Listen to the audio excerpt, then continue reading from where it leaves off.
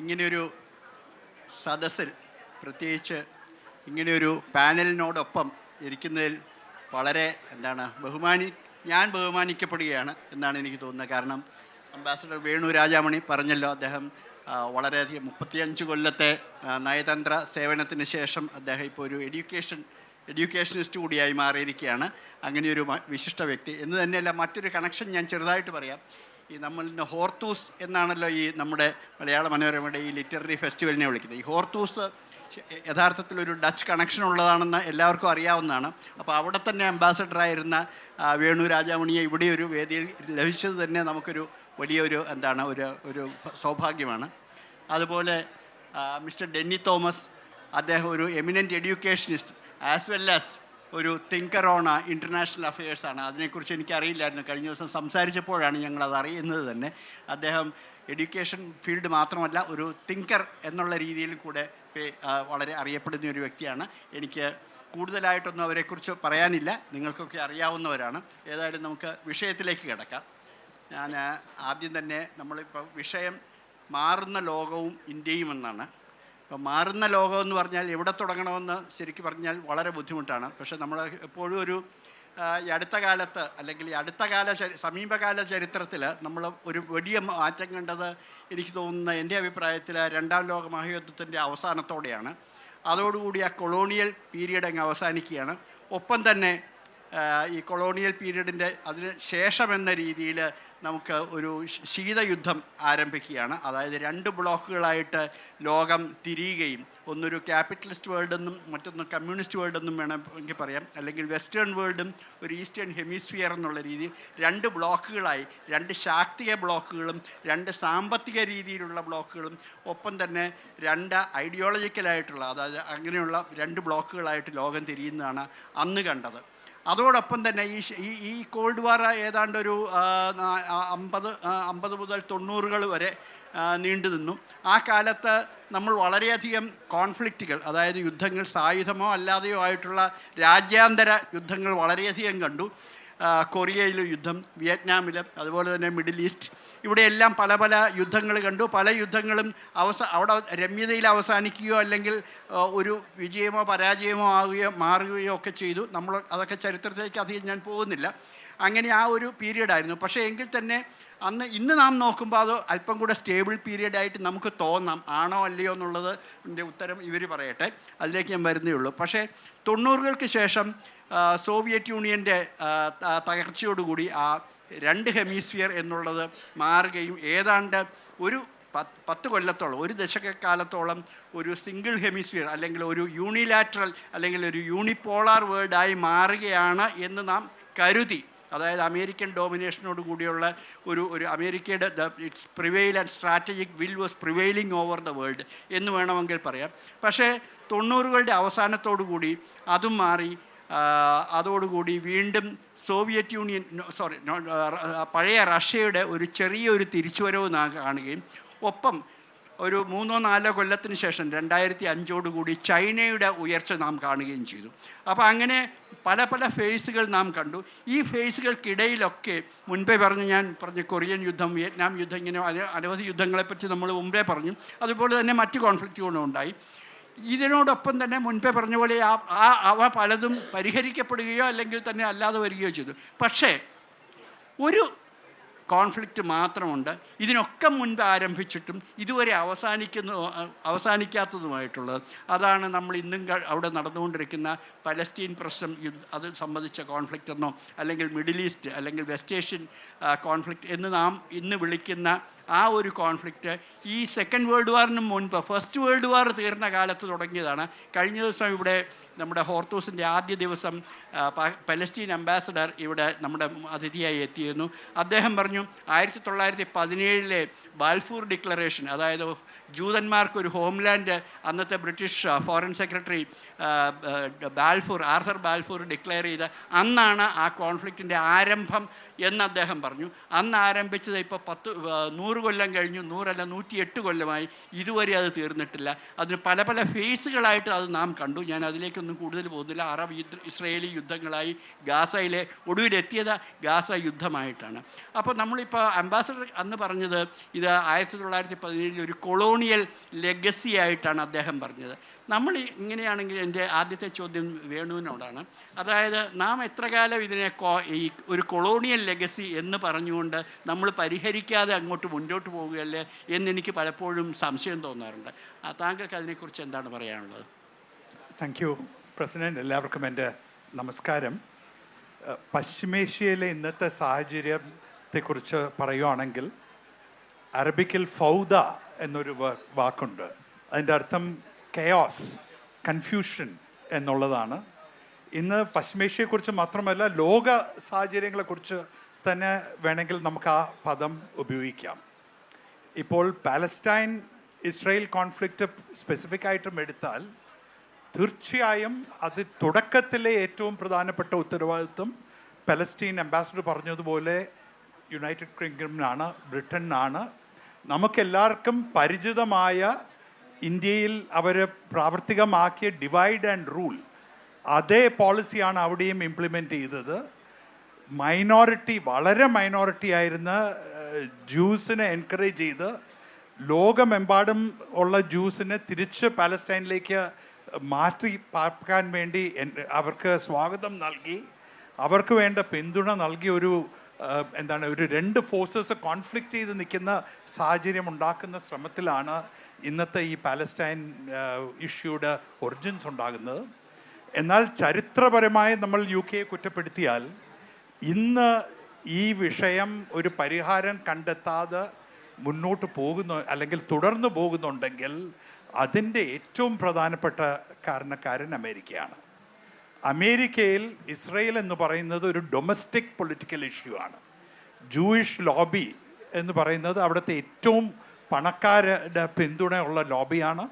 അതുപോലെ തന്നെ ഏറ്റവും സംഘടിതമായി അമേരിക്കൻ പൊളിറ്റിക്കൽ എസ്റ്റാബ്ലിഷ്മെൻറ്റിനെ ഇൻഫ്ലുവൻസ് ചെയ്യാനുള്ള കഴിവുള്ളൊരു ലോബിയാണ്. ഒരു ഉദാഹരണത്തിന്, ആരെങ്കിലും പാലസ്റ്റൈൻ അനുകൂലമായി സംസാരിച്ചാൽ അവർക്കെതിരെ സംഘടിതമായി പണവും അവരുടെ എല്ലാ സോഴ്സസും ഉപയോഗിച്ച് അവരെ തോൽപ്പിക്കാൻ വേണ്ടി ഈ ജൂയിഷ് ലോബി രംഗത്ത് വരും.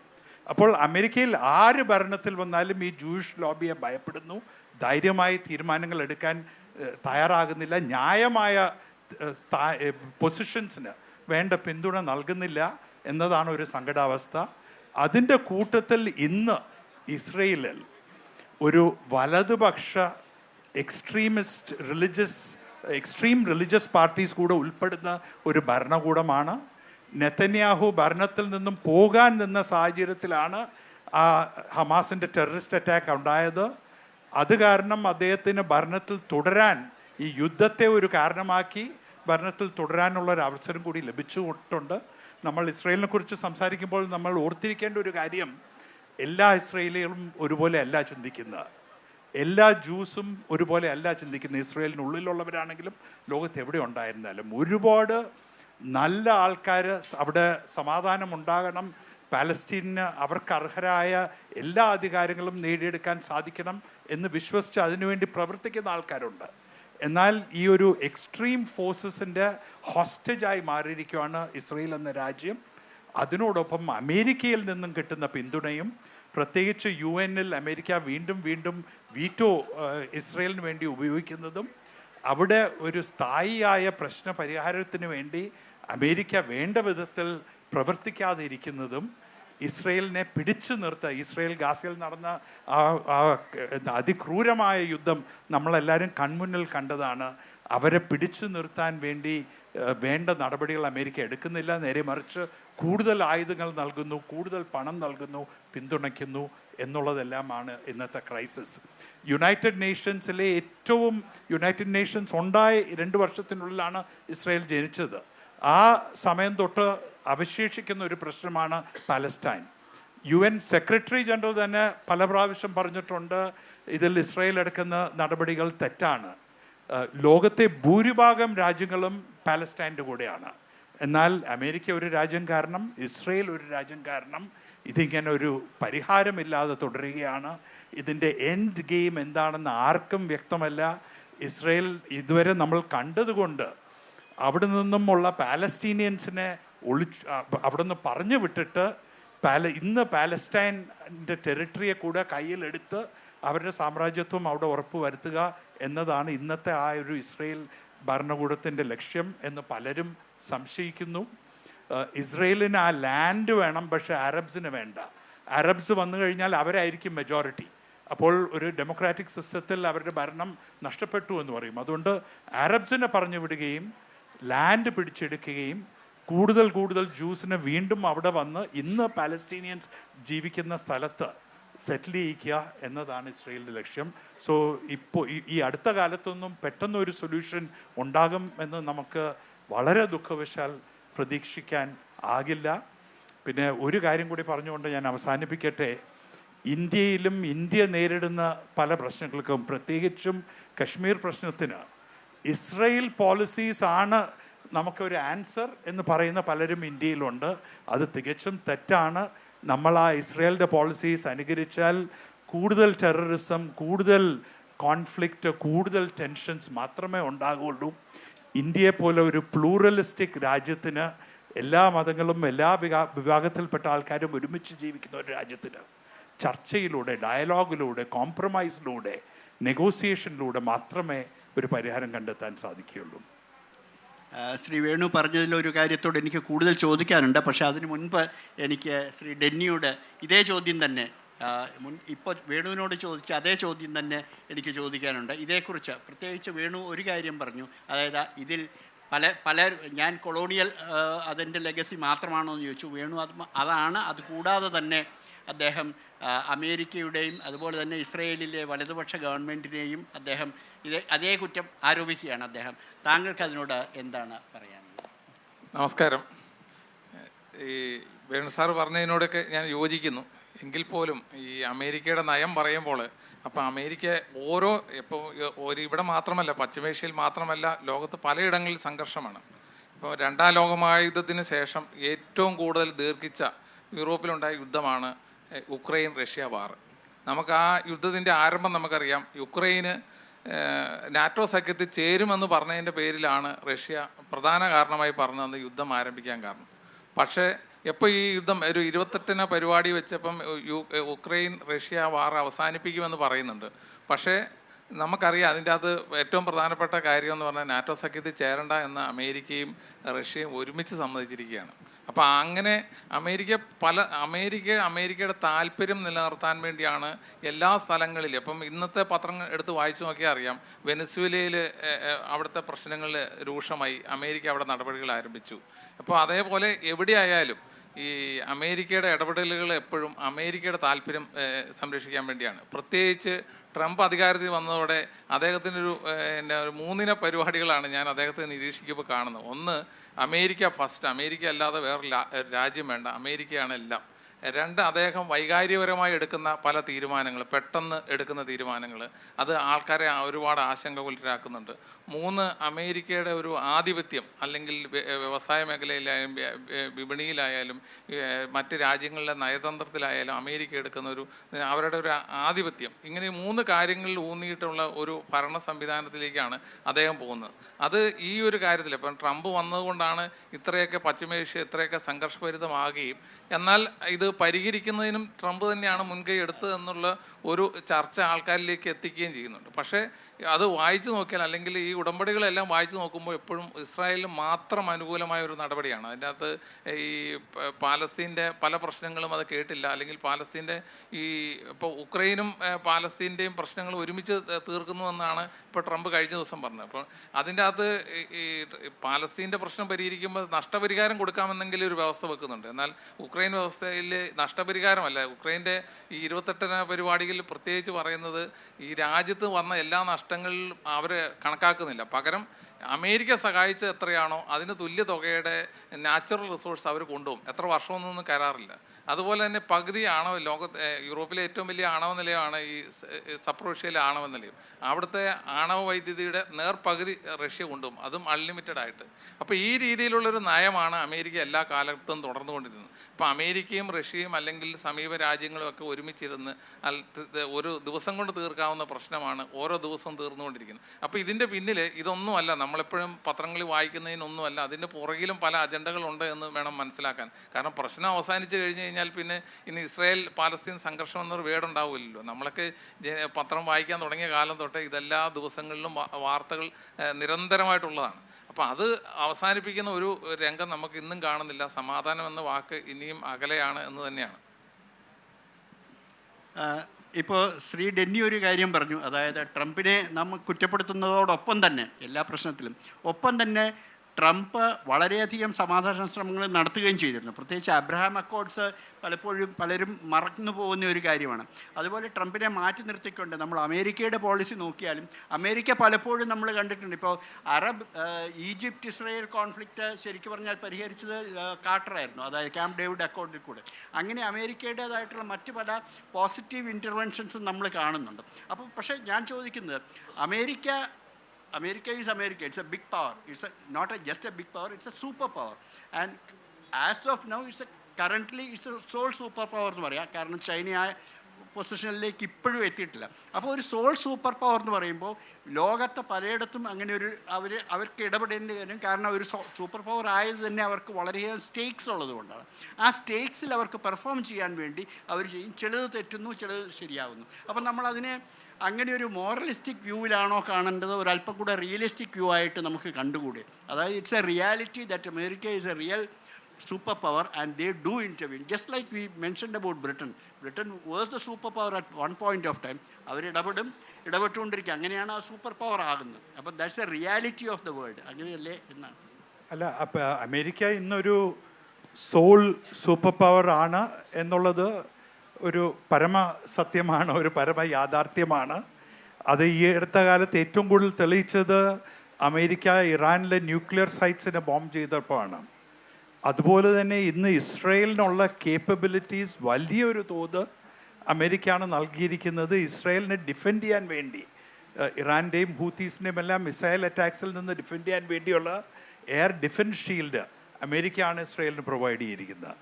അപ്പോൾ ഈ വാർ എക്യുപ്മെൻറ്റിലും വാർ ടെക്നോളജിയിലും അമേരിക്ക വെല്ലാൻ ആരുമില്ല. മാത്രമല്ല ഇസ്രയേലിൻ്റെ കഴിവിൽ ലെബണനിൽ ഇരിക്കുന്ന ഒരാൾ, ഈ അടുത്ത് ഖത്തറിൽ ഇരിക്കുന്ന ഒരാൾ, അവരെ പ്രിസൈസ് പിൻ പോയിന്റ് ടാർഗറ്റ് ചെയ്യാനുള്ള കഴിവ് ഇസ്രയേലിനുണ്ട്. അതിനുവേണ്ട ഇൻ്റലിജൻസ് ഉണ്ട്. നിങ്ങൾക്ക് ഓർമ്മയുണ്ടാവും, ലെബണനിൽ എല്ലാവരുടെയും ഈ എന്താണ് അതിന് പറയുക, ബീപ്പർ പേജേഴ്സ് എക്സ്പ്ലോസീവ്സ് വെച്ച് ബ്ലാസ്റ്റ് ചെയ്തു എന്നുള്ളത്. അപ്പോൾ അമേരിക്ക ഈസ് അൺഡൗട്ടഡ്ലി നമ്പർ 1. പക്ഷേ ഹിസ്റ്റോറിക്കലി നമ്മൾ അമേരിക്കൻ ഫോറിൻ പോളിസി എടുത്താൽ എന്നും അതിലൊരു ചാഞ്ചാട്ടമുണ്ട്. ചില കാലഘട്ടങ്ങളിൽ അമേരിക്ക ഞങ്ങൾ ലോകത്തിൽ ഇടപെടാൻ ആഗ്രഹിക്കുന്നില്ല, ഞങ്ങളുടെ ഈ അമേരിക്കൻ കോണ്ടിനെൻറ്റിൽ മാത്രം ഫോക്കസ് ചെയ്യും, അല്ലെങ്കിൽ ഞങ്ങളുടെ രാജ്യത്ത് ഫോക്കസ് ചെയ്യുന്നുള്ളത്. ചില രാജ്യങ്ങളിൽ അല്ല, ഞങ്ങൾ ലോകത്തെല്ലായിടത്തും ജനാധിപത്യം കൊണ്ടെത്തിക്കും, കമ്മ്യൂണിസത്തെ തോപ്പിക്കണം, ഞങ്ങൾ എവിടെ എണ്ണയുണ്ടോ അവിടെ ഞങ്ങളുടെ ആധിപത്യം എക്സ്റ്റാബ്ലിഷ് ചെയ്യും, ഞങ്ങളുടെ നേവൽ ബേസസ് അല്ലെങ്കിൽ എയർ ബേസസ് ഉണ്ടാവും എന്നുള്ള പോളിസീസും ഉണ്ടായിട്ടുണ്ട്. ഇന്ന് ട്രംപിൻ്റെ കാലഘട്ടത്തിൽ ഇതുവരെ നമ്മൾ കണ്ട ട്രംപ് വലിയൊരു കോൺട്രഡിക്ഷനാണ്. ട്രംപ് എലക്ഷൻ മത്സരിച്ചത് ഞാൻ എല്ലാ യുദ്ധങ്ങളും അവസാനിപ്പിച്ച് മേക്ക് അമേരിക്ക ഗ്രേറ്റ്, ഇപ്പോൾ ഡെന്നി പറഞ്ഞതുപോലെ അതിലാണ് ഫോക്കസ് ചെയ്യാൻ പോകുന്നത് എന്ന് പറഞ്ഞുകൊണ്ടാണ്. ട്രംപിൻ്റെ ഏറ്റവും വലിയ ബേസ് അമേരിക്കൻ ജനതയുടെ ഇടയിൽ അവരുടെ പേര് മാഗ എന്നാണ്, മേക്ക് അമേരിക്ക ഗ്രേറ്റ് അഗെയിൻ. അവരെല്ലാവരും എല്ലാ യുദ്ധങ്ങളും നിർത്തി അമേരിക്കയ്ക്കുള്ളിൽ മാത്രം ഫോക്കസ് ചെയ്യണമെന്ന് വിശ്വസിക്കുന്നവരാണ്. അതേസമയം ട്രംപിൻ്റെ ഈഗോ എന്ന് പറയുന്നത് ലോകത്ത് വേറെ ആരും കണ്ടിട്ടില്ലാത്തൊരു ഈഗോ ആണ്. അദ്ദേഹത്തിന് എങ്ങനെയെങ്കിലും ഒരു നോബൽ പ്രൈസ് നേടണം. നോബൽ പ്രൈസ് നേടാൻ വേണ്ടി എന്തും ചെയ്യും, എന്തും പറയും എന്നുള്ളൊരു സിറ്റുവേഷനിലാണ്. അപ്പോൾ ഈ നോബൽ പ്രൈസ് നേടാനുള്ള ആഗ്രഹത്തിൽ പലയിടത്തും പോയി ഇടപെടുന്നു. അതിൻ്റെ കൂട്ടത്തിൽ ഇപ്പോൾ വെനിസ്വേല എന്ന് പറയുന്നത് 2 കാരണങ്ങളുണ്ട്. ഒന്ന് കമ്മ്യൂണിസ്റ്റാണ്, രണ്ട്, ഓയിൽ ഒരുപാടുണ്ട്. അമേരിക്കയ്ക്ക് മൂന്നാമതൊരു കാരണം പറഞ്ഞാൽ അമേരിക്കയ്ക്ക് തൊട്ടടുത്ത് നിലകൊള്ളുന്ന ഒരു രാജ്യമാണ്. വെനിസ്വേലയൊക്കെ ടേക്ക് ഓവർ ചെയ്യുക എന്ന് പറഞ്ഞാൽ വളരെ എളുപ്പമാണ്. അതിനുള്ള സൈനിക ശക്തി അമേരിക്കയ്ക്കുണ്ട്. ലാറ്റിൻ അമേരിക്കയിൽ ഇന്ന് കമ്മ്യൂണിസ്റ്റ് കൺട്രീസ് വളരെ കുറവാണ്, പ്രോ അമേരിക്കൻ കൺട്രീസാണ് കൂടുതൽ. അപ്പോൾ പണ്ട് അവർക്ക് ഗൾഫിലുണ്ടായ ഇൻട്രസ്റ്റ് ഇന്ന് അവർക്കില്ല. എന്തുകൊണ്ടെന്നാൽ അമേരിക്ക ഷെയിൽ ഓയിൽ കണ്ടുപിടിച്ചതോടുകൂടി അവർ സെൽഫ് സഫിഷ്യൻ്റായി ഓയിലിൽ. ഇപ്പോൾ ഇന്ന് അമേരിക്ക ഒരു ഓയിൽ എക്സ്പോർട്ടിംഗ് നേഷനാണ്. ഇന്ത്യയോട് പോലും പറയുന്നത് നിങ്ങൾ ഞങ്ങളുടെ ഇറാൻ്റെ ഓയിൽ മേടിക്കരുത്, റഷ്യയുടെ ഓയിൽ മേടിക്കരുത്, അമേരിക്കൻ ഓയിൽ മേടിക്കൂ എന്നുള്ളതാണ്. അപ്പോൾ അമേരിക്കയ്ക്ക് പിന്നെ അമേരിക്കയിലെ ഓയിൽ കമ്പനീസാണ് ലോകത്തെ ഏറ്റവും വലിയ ഓയിൽ കമ്പനീസ്. വെനിസ്വേല എടുത്താൽ ആ ഓയിൽ കമ്പനീസിനാണ് ഏറ്റവും കൂടുതൽ നേട്ടം. അപ്പോൾ ഒരു വശത്ത് കുറച്ച് ഈ പഴയ പോളിസീസ് പോലെ എവിടെയും ചെന്ന് ഇടപെട്ട് നമ്മുടെ താല്പര്യങ്ങൾ സംരക്ഷിക്കുക എന്നൊരു നയമുണ്ട്. എന്നാൽ മറുവശത്ത് അല്ല, എല്ലാ യുദ്ധങ്ങളും അമേരിക്ക എങ്ങും ഉണ്ടാവരുത്, നമുക്കുണ്ടാക്കാവുന്ന കാശുണ്ടാക്കും. ഇപ്പോൾ റഷ്യ യുക്രൈനിൽ കാണുന്ന അതാണ്. യുക്രൈൻ്റെ ഏറ്റവും വലിയ സപ്പോർട്ടറായിരുന്ന അമേരിക്ക ട്രംപ് ഭരണത്തിൽ വന്നതോടുകൂടി നേരെ തിരിഞ്ഞ് റഷ്യയുടെ കൂടെയായി, റഷ്യയുടെ ഭാഗത്തായി. അവർക്കിപ്പോൾ യുക്രൈൻ യുദ്ധം തുടരുന്നതിൽ യാതൊരു താല്പര്യവുമില്ല. യുക്രൈനിൽ നിന്നും അവർ ചെലവാക്കിയ പണം എങ്ങനെ നേരിടാൻ സാധിക്കും, തിരിച്ചെടുക്കാൻ സാധിക്കും, യുക്രൈൻ്റെ നാച്ചുറൽ റിസോഴ്സസ് എങ്ങനെ കയ്യിലെടുക്കാൻ സാധിക്കും എന്നതാണ് അവരുടെ ലക്ഷ്യം. അല്ലാതെ അവിടെ യുക്രൈനിയൻ ഗവൺമെൻറ്റിനെയോ ജനതയോ ആ രാജ്യത്തെയോ സംരക്ഷിക്കുന്നതിൽ അവർക്ക് യാതൊരു താല്പര്യവുമില്ല. ഇന്ന് ഏകദേശം 20% യുക്രൈനിയൻ ടെറിട്ടറി റഷ്യയുടെ കയ്യിലാണ്. ആ 20% പോയാൽ അമേരിക്കയിൽ ആർക്കും, അമേരിക്കൻ പോളിസി മേക്കേഴ്സിൽ ഗവൺമെൻറ്റിൽ ആർക്കും ഒരു സങ്കടവുമില്ല. അവർ യുക്രൈനെ റഷ്യക്കെതിരെ യുദ്ധം ചെയ്യാൻ എൻകറേജ് ചെയ്തിട്ട് ഇന്ന് വഴിയാധാരമാക്കി അബാൻഡൻ ചെയ്ത് വരാൻ തയ്യാറായി നിൽക്കുവാണ്. അപ്പോൾ ഈ അമേരിക്കൻ പോളിസി ഒരു വലിയൊരു സെറ്റ് ഓഫ് കോൺട്രഡിക്ഷൻസ് ആണ്. പ്രത്യേകിച്ചും ട്രംപ് എന്ന് പറയുന്നത് ഒരു മാവറിക്കാണ്. പുള്ളിയുടെ ഈഗോ ആണ് ഏറ്റവും വലിയ പ്രശ്നം. പുള്ളിക്ക് ഇന്ത്യയോടുള്ള വിഷമം എന്ന് പറയുന്നത് നമ്മൾ ഇന്ത്യ പാകിസ്ഥാൻ ആ ഓപ്പറേഷൻ സിന്ദൂർ കഴിഞ്ഞിട്ടുള്ള ആ ഒരു ഹോസ്റ്റിലിറ്റീസ് അവസാനിപ്പിച്ചതിൽ അമേരിക്കയ്ക്ക് പങ്കില്ലായിരുന്നു എന്ന് പറഞ്ഞതുകൊണ്ടാണ്. ഉടനെ അയാളെ സന്തോഷിപ്പിക്കാനായിട്ട് പാകിസ്ഥാൻകാർ എന്ന് പറഞ്ഞു, അയ്യോ അമേരിക്കയാണ് ഏറ്റവും വലിയ പങ്ക് വഹിച്ചത്, ഞങ്ങൾ ട്രംപിനെ നോബൽ പ്രൈസിനെ നോമിനേറ്റ് ചെയ്തു. അപ്പോൾ ഈ കോൺട്രഡിക്ഷൻസിൻ്റെ ഇടയിൽ അമേരിക്ക എങ്ങനെ മുന്നോട്ട് പോകും എന്നുള്ളത് നമ്മൾ കണ്ടറിയണം. പക്ഷേ ഒരു ലോങ് ടേം ആയിട്ട് എല്ലാവരും ചിന്തിക്കുന്ന ഒരു വിഷയം, ട്രംപ് മിക്കവാറും 4 വർഷം മാത്രമേ തുടരാൻ സാധ്യതയുള്ളൂ. അവർക്ക് കോൺസ്റ്റിറ്റ്യൂഷൻ അമെൻഡ് ചെയ്യേണ്ടി വരും, അല്ലെങ്കിൽ വേറെ എന്തെങ്കിലും അൺഎത്തിക്കലായിട്ടുള്ള മീൻസ് എടുക്കേണ്ടി വരും വീണ്ടും ട്രംപ് ഭരണത്തിൽ വരേണ്ടി വന്നാൽ. അപ്പോൾ ട്രംപിൻ്റെ ഈ അൺപ്രഡിക്റ്റബിലിറ്റിയും ഈ സ്വന്തം കാര്യം സിന്ദാബാദ് എന്ന പോളിസീസും ഇനി വരുന്ന പ്രസിഡൻസും കണ്ടിന്യൂ ചെയ്യുമോ ഇല്ലയോ എന്നുള്ളതാണ് വലിയൊരു ചോദ്യം. ഇന്ന് ട്രംപ് ഇന്ത്യയോട് അല്പം അൺഹാപ്പി ആയിട്ട് നിൽക്കുകയാണ്, അസന്തുഷ്ടനായി നിൽക്കുകയാണെങ്കിൽ നാളെ വരുന്ന പ്രസിഡൻറ്റ് വീണ്ടും ഇന്ത്യ അമേരിക്ക ബന്ധങ്ങൾ എന്നും ശക്തമായിരിക്കണം എന്ന അവരുടെ ഉള്ളിലുണ്ടായിരുന്ന ഒരു പൊളിറ്റിക്കൽ കൺസെൻസസ് വീണ്ടും സ്ഥാപിക്കുമോ എന്നുള്ളത് നമുക്ക് കാണേണ്ടതുണ്ട്. മാത്രമല്ല ഇന്ത്യ ബന്ധങ്ങൾ ഇത്രയും ശക്തമാകാൻ ഏറ്റവും പ്രധാനപ്പെട്ട കാരണം നമ്മുടെ അവിടുത്തെ പ്രവാസികളാണ്. ഇന്ത്യൻ അമേരിക്കൻസ് എന്ന് പറഞ്ഞാൽ അമേരിക്കയിലെ ഏറ്റവും സക്സസ്ഫുൾ കമ്മ്യൂണിറ്റീസാണ്. അവരെല്ലാവരും വളരെ നല്ല രീതിയിൽ അമേരിക്കയിലെ പ്രധാനപ്പെട്ട കോർപ്പറേഷൻസിൻ്റെ CEOs ഉണ്ട്, ഡോക്ടേഴ്സ് ഉണ്ട്, എൻജിനീയേഴ്സ് ഉണ്ട്. നമ്മുടെ IITs നിന്നും IIMs നിന്നും അവിടെ പോയി വളരെ നന്നായി പ്രവർത്തിക്കുന്ന ആൾക്കാരുണ്ട്. അവർക്ക് സമൂഹത്തിൽ ഇതുവരെ ഒരു ബഹുമാനം ഉണ്ടായിട്ടുണ്ട്. അപ്പോൾ അവരുടെ ഒരു ഇൻഫ്ലുവൻസ് കാരണമാണ് ഇന്ത്യ അമേരിക്ക ബന്ധങ്ങൾ ഇത്രയും ശക്തമായത്. അപ്പോൾ അത് മാറുമോ? ഈ മേക്ക് അമേരിക്ക ഗ്രേറ്റ് അഗെയിൻ എന്ന് പറയുന്ന ലോബിക്ക് ഇന്ത്യക്കാരും ഒരു ശത്രുവാണ്, എല്ലാ എമിഗ്രൻസും ഒരു ശത്രുവാണ്. ഞങ്ങൾക്ക് അമേരിക്ക ഒരു വൈറ്റ് കൺട്രി ആയിരുന്നാൽ മതി എന്ന് വിശ്വസിക്കുന്ന ആൾക്കാരാണ്. അവർ തുടക്കം മെക്സിക്കോയിൽ നിന്നും ലാറ്റിൻ അമേരിക്കയിൽ നിന്നുള്ള ഇല്ലീഗൽ ഇമിഗ്രൻസിൽ നിന്നാണ്. പക്ഷേ അവിടെയും ഇന്ത്യൻ ഇല്ലീഗൽ ഇമിഗ്രൻസ് ഉണ്ടെന്നുള്ളത് അവർ കണ്ടു കഴിഞ്ഞിരിക്കുന്നു. മാത്രമല്ല ഇന്ത്യക്കാർ വന്ന് അവരുടെ ജോലികൾ എടുക്കുന്നു എന്ന് അവർ കാണുന്നു. അതുകൊണ്ടാണ് ഈ H-1B വിസയ്ക്കെതിരെ എല്ലാം ശബ്ദം ഉയരുന്നത്. ഇന്ത്യ ഒരു പവറായി ഉയരുന്തോറും അമേരിക്കൻ കണ്ണുകളിൽ ഇന്ത്യയും ചൈനയെ പോലെ ഒരു ഞങ്ങളുടെ താല്പര്യങ്ങൾക്ക് അനുകൂലമല്ലാത്തൊരു രാജ്യമാണ് എന്ന കാഴ്ചപ്പാടുണ്ടാകാൻ സാധ്യതയുണ്ട്. അത് അവരുടെ ഡൊമസ്റ്റിക് പൊളിറ്റിക്സിൻ്റെ ഭാഗമാവും. അത് എങ്ങനെ ഇന്ത്യൻ ഗവൺമെൻറ്റും നമ്മുടെ ഡയസ്പോറയും കൂടി ഒരുമിച്ച് അതിലൊരു മൃദുത്വം കൊണ്ടുവരാനായി ശ്രമിക്കാൻ സാധിക്കും എന്നതെല്ലാം നമ്മൾ വരും ദിവസങ്ങളിൽ കാണേണ്ടതുണ്ട്. ഈ മൈഗ്രേഷനെ കുറിച്ച് താങ്കൾ പറഞ്ഞു. അപ്പോൾ അതിൽ നിന്ന് തന്നെ ചോദ്യം എടുത്തുകൊണ്ട് ഞാൻ മൈഗ്രേഷനെ പറ്റി ഒരുപക്ഷെ കൂടുതൽ പഠിച്ചിട്ടുള്ള അല്ലെങ്കിൽ കൂടുതൽ നിരീക്ഷിച്ചിട്ടുള്ള ആളെന്ന രീതിയിൽ ഞാൻ മിസ്റ്റർ ഡെന്നിയോട് ചോദിക്കട്ടെ, അമേരിക്കയിലെ ആ ഇന്ത്യൻ കമ്മ്യൂണിറ്റി എന്ന് പറയുന്ന അല്ലെ ഇന്ത്യൻ ഡയസ്പോരയ്ക്ക് ഇപ്പോൾ വേണു പറഞ്ഞ മാതിരിയുള്ള ഒരു പൊളിറ്റിക്കൽ ക്ലൗഡ് ഉണ്ടെന്ന് തോന്നുന്നുണ്ട്. അതായത് ശരിയാണ്, അവർ പ്രത്യേകിച്ച് പ്രൊഫഷണൽസ് ആയിട്ടുള്ളവർ വളരെ മികച്ച നിലയിൽ എത്തിയിട്ടുണ്ട്. ഒരു വലിയൊരു കമ്മ്യൂണിറ്റിയാണ്, ദേ ആർ റിച്ച് ഓൾസോ. പക്ഷേ ഇപ്പോൾ അതിന് മുൻപ് വേണു പറഞ്ഞ പോലെ ഒരു കമ്മ്യൂണിറ്റി, ആ ഒരു ജൂയിഷ് ലോബി, ആ രീതിയിലുള്ള ഒരു ലോബിയായിട്ട് ഉയരാനോ എന്തെങ്കിലുമുള്ള ഒരു പൊട്ടൻഷ്യൽ അവരിൽ കാണുന്നുണ്ടോ? അതോ അവരിങ്ങനെ സ്കാറ്റേഡ് ആയിട്ട് നല്ല കുട്ടികളായിട്ട് അവിടെ അമേരിക്കയിൽ ജീവിച്ചുകൊണ്ടിരിക്കുക, നമ്മുടെ കാര്യം നോക്കുക, അങ്ങനെ പോകുന്നേ ഉള്ളൂ? എന്താണ് തോന്നുന്നത്? അത് ചരിത്രപരമായി നോക്കുവാണെങ്കിൽ, ചോദ്യം നല്ലൊരു ചോദ്യമാണ്. ചരിത്രപരമായി നോക്കുവാണെങ്കിൽ ജൂയിഷ് കമ്മ്യൂണിറ്റിക്കുള്ള ഒരു സ്വാധീനം ഒരിക്കലും നമ്മുടെ ഇന്ത്യൻ കമ്മ്യൂണിറ്റിക്ക് അമേരിക്കയിൽ ഏറ്റെടുക്കാൻ പറ്റിയല്ല. കാരണം അവർ ഒരുപാട് പ്രശ്നങ്ങളിലൂടെ, ഇപ്പോൾ ഇസ്രായേലിൻ്റെ ചരിത്രം നോക്കിയാൽ അറിയാം, ഒരുപാട് പ്രശ്നങ്ങളിലൂടെ അവർ അഭിമുഖീകരിച്ച്, അവർ രണ്ടാം ലോകമഹായുദ്ധത്തെയും അഭിമുഖീകരിച്ച് അതിൽ നിന്ന് വന്ന നഷ്ടങ്ങളും കാര്യങ്ങളും ഒക്കെ വർണ്ണനാതീതമാണ്. അപ്പോൾ അതിനെയെല്ലാം അതിജീവിച്ച് വന്ന വലിയൊരു സമൂഹമാണ്. ആ കാലഘട്ടത്തെ ഏറ്റവും കൂടുതൽ സപ്പോർട്ട് ചെയ്ത്, അല്ലെങ്കിൽ ഏറ്റവും കൂടുതൽ അഭയാർത്ഥികളായിട്ടും അല്ലാതെയും അവിടെ എത്തിയ യഹൂദന്മാർക്ക് അവിടെ എല്ലാ ബിസിനസ്സിലും അവർ അവിടെ നയിക്കുന്ന എല്ലാ ബിസിനസ്സും നന്നായിട്ട് ലോബിങ് ചെയ്യുകയും, അവിടുത്തെ ഗവൺമെൻറ്റുമായി വളരെ കണക്റ്റഡ്, അല്ലെങ്കിൽ അവിടുത്തെ രാഷ്ട്രീയ പാർട്ടികളുമായി വളരെ കണക്റ്റഡ്, അവിടെ എല്ലാ സ്റ്റേറ്റിലും പ്രധാനപ്പെട്ട വ്യവസായങ്ങളും അതുപോലെ ഇൻഡസ്ട്രീസും എല്ലാം നടത്തുന്ന അവരുടെ ഒരു വലിയ സമൂഹമാണ്. പക്ഷേ ഇന്ത്യയുടെ ആൾക്കാരുടെ കുടിയേറ്റം എന്ന് പറഞ്ഞാൽ അതിനൊക്കെ ശേഷം, അല്ലെങ്കിൽ അത് ഒരു വലിയ നമ്പറായിട്ട് വന്നത് ഈ രണ്ടാം ലോകമഹായുദ്ധത്തിന് ശേഷം വന്ന ആൾക്കാരാണ് ഏറ്റവും കൂടുതൽ ഒരു കമ്മ്യൂണിറ്റി എന്ന് പറയുന്നത്. അത് നമ്മുടെ മലയാളികൾ വലിയൊരു സമൂഹമുണ്ട്. അതൊക്കെ 1960-70 കാലഘട്ടങ്ങളിൽ കുടിയേറിയ ആൾക്കാരാണ്. അതേസമയം തന്നെ നോർത്ത് ഇന്ത്യയിൽ നിന്നും അതേപോലെ ആൾക്കാർ കുടിയേറിയിട്ടുണ്ട്. എന്നാൽ നമ്മുടെ ഒന്നാം സ്വാതന്ത്ര്യത്തിന് മുമ്പ് ഇവിടുന്ന് സിഖ് ജനതകളൊക്കെ, ആ വിഭാഗം ഒരുപാട് കുടിയേറിയിട്ടുണ്ട്. പക്ഷേ ഇവരിലെല്ലാം നമ്മളൊരു വേണു സാറ് പറഞ്ഞ പോലെ നമ്മളൊരു ഡീസൻറ്റ് മൈഗ്രൻസ് ആണ്. എന്ന് പറഞ്ഞാൽ വളരെ ശാന്തമായി നമ്മൾ നമ്മുടെ കാര്യങ്ങൾ മാത്രം നോക്കി, അല്ലെങ്കിൽ അവിടെ ഒരു അസ്വസ്ഥത സൃഷ്ടിക്കാനോ അവിടെ ഒരു ഊർജിതമായ രാഷ്ട്രീയ ഇടപെടലുകൾ നടത്തുന്നതിന് പകരം നമ്മൾ എങ്ങനെ വളർന്നു വരാൻ പറ്റും, അല്ലെങ്കിൽ നമ്മുടെ ജനത എങ്ങനെ വളർത്തിയെടുക്കാൻ പറ്റും.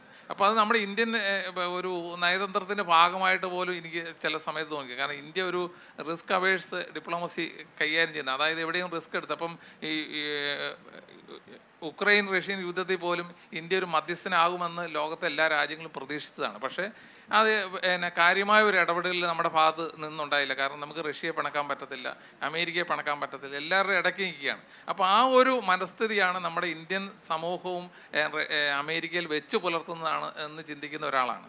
അപ്പോൾ ആ ഒരു രീതിയിൽ ഇപ്പോൾ മൈഗ്രേഷൻ്റെ കാര്യത്തിലായാൽ പോലും ആദ്യം ട്രംപ് പറഞ്ഞു നമ്മുടെ ഇവിടുത്തെ അഭ്യസ്തവിദ്യരായ ആൾക്കാരെ എല്ലാം നമുക്ക് അങ്ങോട്ട് വേണം എന്ന് പറഞ്ഞ ആൾ പെട്ടെന്ന് തന്നെയാണ് മലക്കം പറഞ്ഞിട്ട് പറഞ്ഞു ഇനി H-1B വിസയില്ല, സ്റ്റുഡൻറ്റ് വിസയില്ല, ഇനി ഇന്ത്യക്കാർ അങ്ങോട്ട് വരണ്ട, ഇന്ത്യക്കാരായിട്ടുള്ള ആൾക്കാർക്ക് അവിടുത്തെ കമ്പനികളിൽ ജോലി കൊടുക്കരുത് എന്ന് പറയുന്ന ഒരു അവസ്ഥയിലേക്ക് പോലും അവിടെ ട്രംപ് മാറി എന്നുള്ളതാണ്. അപ്പോൾ ഇനി ട്രംപിനെ നമ്മൾ പ്രഡിക്റ്റ് ചെയ്യാൻ പറ്റാത്തൊരവസ്ഥയാണ്.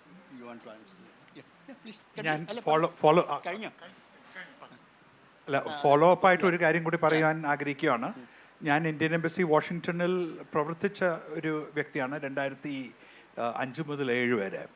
അപ്പോൾ ഇന്ത്യൻ എംബസി വാഷിങ്ടൻ്റെ നേതൃത്വത്തിലും ഇന്ത്യയുടെ ഗവൺമെൻറ്റിൻ്റെ നേതൃത്വത്തിലും ഈ ജൂയിഷ് ലോബിയെ പഠിക്കുകയും അതുപോലെ നമുക്കെങ്ങനെ പ്രവർത്തിക്കാൻ സാധിക്കും അമേരിക്കൻ പൊളിറ്റിക്സിൻ്റെ കോണ്ടെക്സ്റ്റിൽ പല ശ്രമങ്ങൾ നടന്നിട്ടുണ്ട്. അവരുടെ ജൂയിഷ് ലോബി ആക്റ്റീവ് ആകുന്നത് JPAC, Jewish political action committee എന്ന് പറഞ്ഞ ഒരു സംഘടനയുണ്ട്. അതുപോലെ നമ്മളൊരു ഇന്ത്യൻ പൊളിറ്റിക്കൽ ആക്ഷൻ കമ്മിറ്റി എന്ന് പറഞ്ഞൊരു കമ്മിറ്റി ഉണ്ടാക്കി. അത് ഇന്ത്യൻ ഒറിജിനുള്ള അമേരിക്കൻ സിറ്റിസൺസ് അവർക്ക് വേണ്ട സപ്പോർട്ടും അഡ്വൈസും എല്ലാം കൊടുത്തുകൊണ്ട് അവരെ കൊണ്ട് അവിടുത്തെ US കോൺഗ്രസ്സിൽ ലോബി ചെയ്യാൻ വേണ്ട ശ്രമങ്ങൾ നടത്തി, ഗവൺമെൻറ്റുമായി ലോബി ചെയ്യാൻ വേണ്ട ശ്രമങ്ങൾ നടത്തി. അപ്പോൾ ഇതിലെല്ലാം സത്യം പറഞ്ഞാൽ അമേരിക്കൻ ഗവൺമെൻറ്റ്സ്, ഇപ്പോൾ ഈ ട്രംപ് വരെ എല്ലാ ഗവൺമെൻറ്റ്സും നമുക്ക് വളരെ അനുകൂലമായിരുന്നു. പ്രസിഡന്റ് ബുഷ് ജൂനിയർ എടുത്തു നോക്കിയാൽ ന്യൂക്ലിയർ ഡീൽ സൈൻ ചെയ്ത സമയത്ത് പുള്ളി വളരെ വ്യക്തമായി പറഞ്ഞു India is the largest democracy in the world, we have to stand by India. അപ്പോൾ ആ ഒരു നിലപാട് പല അമേരിക്കൻ പ്രസിഡൻസും അഡ്മിനിസ്ട്രേഷൻസും എടുത്തിരുന്നു. പക്ഷെ നമ്മൾ ഇന്ന് ഓർക്കേണ്ട ഒരു കാര്യം, ആ ഒരു കാലഘട്ടത്തിൽ അവരുടെ ഏറ്റവും കൂടുതൽ ഈ ലോ മേക്കേഴ്സിൻ്റെ ഒരു ഉദാഹരണം ഇന്ത്യ കോക്കസ് എന്ന് പറയുന്നത് ഏറ്റവും കൂടുതൽ കോൺഗ്രസ്മെൻ മെമ്പേഴ്സ് ആയിട്ടുള്ള ഒരു കോക്കസാണ്. പക്ഷെ അവരെല്ലാവരുടെയും മനസ്സിൻ്റെ പിന്നിൽ ചൈന ആണ് മെയിൻ ശത്രു, ചൈനയ്ക്കെതിരെ ഇന്ത്യയെ കൂട്ടുപിടിക്കുന്നത് ഉപയോഗപ്രദമാണ്, എന്നൊരു ചിന്തയുണ്ടായിരുന്നു. അതും കൂടിയാണ് ഇന്ത്യയോടുള്ള ഈ ഒരു അടുപ്പം ഡ്രൈവ് ചെയ്തത്. പക്ഷേ ഇന്നത്തെ സാഹചര്യത്തിൽ ട്രംപിൻ്റെ പുതിയ നയങ്ങൾ അനുസരിച്ച് നമ്മൾ നേരത്തെ സംസാരിച്ച ഈ ഒരു ആൻറ്റി ഇമിഗ്രൻറ്റ് സെൻറ്റിമെൻറ്റ് മാഗ വളർത്തിയെടുക്കുമ്പോൾ അവർക്ക് നാളെ ഇലക്ഷൻ ജയിക്കണമെങ്കിൽ ഈ മാഗ വോട്ടേഴ്സും അവർക്ക് വോട്ട് ചെയ്യണം. അപ്പോൾ ഒരു കംപ്ലീറ്റ്ലി പ്രോ ഇമിഗ്രൻറ്റ് പോളിസി എടുത്തുകൊണ്ട് ഒരു അമേരിക്കൻ ഇലക്ഷനിൽ ഒരു കോൺഗ്രസ്മാന് മത്സരിക്കാൻ സാധിക്കില്ല. നേരെ മറിച്ച് ഈ ട്രംപിൻ്റെ ഓവറോൾ പോളിസിയുടെ ഭാഗമായിട്ട് അമേരിക്കയിലേക്ക് കൂടുതൽ പിന്തുണയ്ക്കുന്നു. യുക്രൈനെതിരെ അമേരിക്കയും റഷ്യയും തമ്മിൽ ചർച്ചകൾ നടത്തുന്നു എന്ന് പറയുന്നത് പോലെ അമേരിക്കയ്ക്കും ചൈനയായിട്ടും ഒരു ഡീലുണ്ടാക്കി അമേരിക്കൻ ഇൻറ്റേർണൽ അഫയേഴ്സിൽ ഫോക്കസ് ചെയ്യുക, ചൈനയുടെ റീജിയനിൽ എന്ത് വേണമെങ്കിലും ചെയ്തോട്ടെ എന്നുള്ളൊരു ചിന്താഗതി കൂടി ഇന്നത്തെ അമേരിക്കൻ ലീഡർഷിപ്പിൽ ഉണ്ട്. അപ്പോൾ അത് കാരണം നേരത്തെ ഇന്ത്യയോട് അടുക്കാൻ കാരണമായ ആ ഒരു ചൈനയോടുള്ള ഒരു സസ്പിഷനും ചൈനയോടുള്ള എതിർപ്പും ഒരു വശത്ത് ഇല്ലാതായിക്കൊണ്ടിരിക്കുന്നു, മറുവശത്ത് ആൻറ്റി ഇമിഗ്രേഷൻ സെൻറ്റിമെൻറ്റ്സ് വളർന്നു വന്നുകൊണ്ടിരിക്കുകയാണ്. അതുകൊണ്ടാണ് നമുക്ക് ഇന്ത്യക്ക് ഈ ജൂയിഷ് ലോബി പോലെ നമുക്ക് ചിന്തിക്കാമെങ്കിലും ജൂയിഷ് ലോബിക്ക് ഈ രണ്ട് ഫാക്ടേഴ്സുമില്ല. അവരുടെ ഡൊമസ്റ്റിക് കമ്മ്യൂണിറ്റീസിൻ്റെ ഭാഗമായിട്ട് തന്നെയാണ് ജൂസിനെ കാണുന്നത്.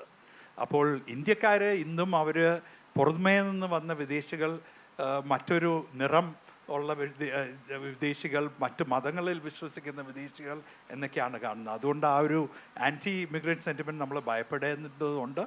അതുപോലെ തന്നെ അമേരിക്കയും ചൈനയും തമ്മിൽ ഒരു കോംപ്രമൈസ് ഉണ്ടാക്കി ഇന്ത്യക്ക് അമേരിക്കയിൽ നിന്നുള്ള പിന്തുണ കുറയാൻ വേണ്ട ശ്രമങ്ങളും ഉണ്ടായേക്കാം ഈ ഭരണകൂടത്തിൽ നിന്നും. ഇതിൻ്റെ കൂടെ ഞാൻ മോഡറേറ്റർ ആണെങ്കിലും ഞാൻ എൻ്റേതായിട്ടുള്ള ഒരു ചെറിയൊരു അഭിപ്രായം പറയട്ടെ. ഈ നമ്മളിന്ന് ജൂയിഷ് ലോബിയുടെ അമേരിക്കയിലെ വളർച്ചയെക്കുറിച്ചും അവരുടെ പൊളിറ്റിക്കൽ ആൻഡ് ഇക്കണോമിക് പവറിനെ കുറിച്ചൊക്കെ പറയുന്നു. പക്ഷേ എൻ്റെ ഒരു നോട്ടത്തിൽ ജൂയിഷ് ലോബി എന്നും അമേരിക്കയിൽ, അതായത് ഈ അടുത്ത കാലത്തല്ല, 19-ാം നൂറ്റാണ്ട് മുതൽ അല്ല അതിനു മുൻപേ തന്നെ ബ്രിട്ടൻ്റെ ഈ പോളിസി, അതായത് ഇമ്പീരിയൽ പോളിസിയിലും ജൂയിഷ് ലോബി വളരെ ശക്തമായിരുന്നു. ഒരു കാര്യം നമ്മൾ മറക്കരുത്, ഈ ഗ്രേറ്റ് ബ്രിട്ടൻ വലിയ എംപയർ ആയിരുന്നപ്പോൾ അവിടുത്തെ ഗ്രേറ്റസ്റ്റ് ബാങ്കർ വാസ് റോത്സ്ചൈൽഡ്.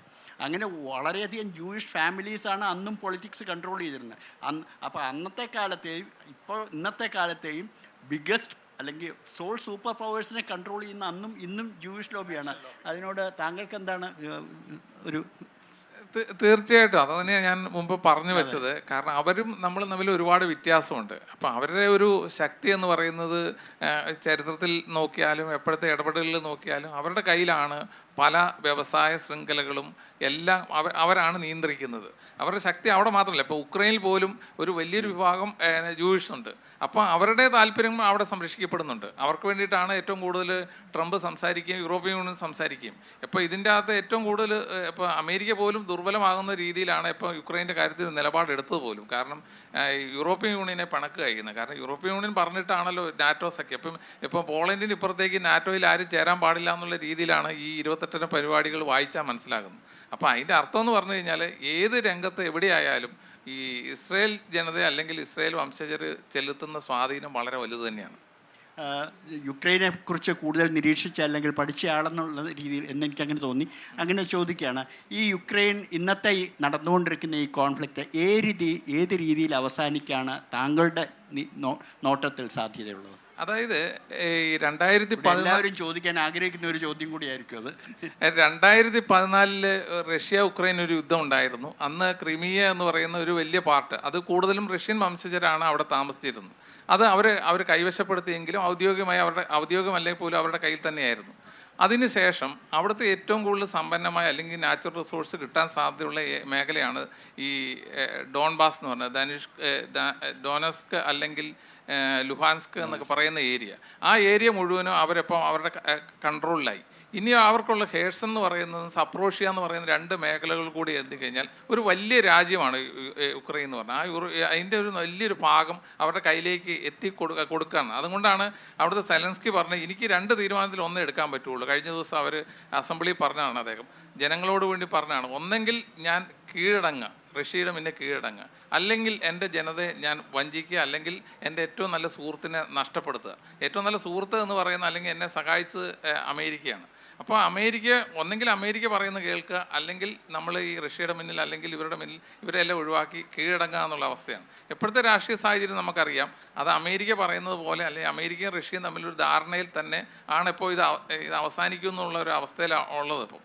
അതുകൊണ്ട് തീർച്ചയായിട്ടും എൻ്റെ ഒരു വിശ്വാസം ഈ റഷ്യ ഉക്രൈൻ യുദ്ധം അവസാനിക്കും. അതിൻ്റെ മുൻകൈ എടുത്ത ഒരാളായിട്ട്, അല്ലെങ്കിൽ നമ്മൾ മുമ്പ് സൂചിപ്പിച്ച പോലെ നോബൽ സമ്മാനത്തിൻ്റെ നോമിനേറ്റ് ചെയ്യപ്പെടാവുന്ന, അടുത്ത പ്രാവശ്യത്തെ നോമിനേറ്റ് ചെയ്യപ്പെടാവുന്നതിൻ്റെ അകത്ത് യുക്രൈൻ റഷ്യ യുദ്ധം അതിൻ്റെ അവസാനം ഉണ്ടാവുമെന്നാണ് എൻ്റെ പ്രതീക്ഷ.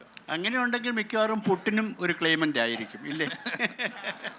അല്ല, എല്ലാവരുടെ ലക്ഷ്യം, ഈ രണ്ട് രാജ്യങ്ങളുടെ ലക്ഷ്യം സമ്പത്ത്. അപ്പോൾ ഏറ്റവും കൂടുതൽ കാഷ്വാലിറ്റി, അത് ഏറ്റവും കൂടുതൽ മരണങ്ങൾ നടക്കുന്നത് സുഡാനിലെ യുദ്ധമാണ്. സുഡാനിലെ അവിടെ SAF-ഉം RSF-ഉം തമ്മിലുള്ള യുദ്ധം എന്ന് പറഞ്ഞാൽ ഭയങ്കര, പല മാധ്യമങ്ങളത് കോട്ട് ചെയ്യാറില്ല, പക്ഷേ ഏറ്റവും കൂടുതൽ രൂക്ഷമായത്. അപ്പോൾ ഐക്യരാഷ്ട്ര സംഘടന തന്നെ കഴിഞ്ഞ ദിവസം പറഞ്ഞു 1.5 കോടി കുട്ടികളാണ് അതിൻ്റെ അകത്ത് എവിടെയാണെന്ന് അറിയപ്പെടാതെ അല്ലെങ്കിൽ അരക്ഷിതരായി നിൽക്കുന്നത്.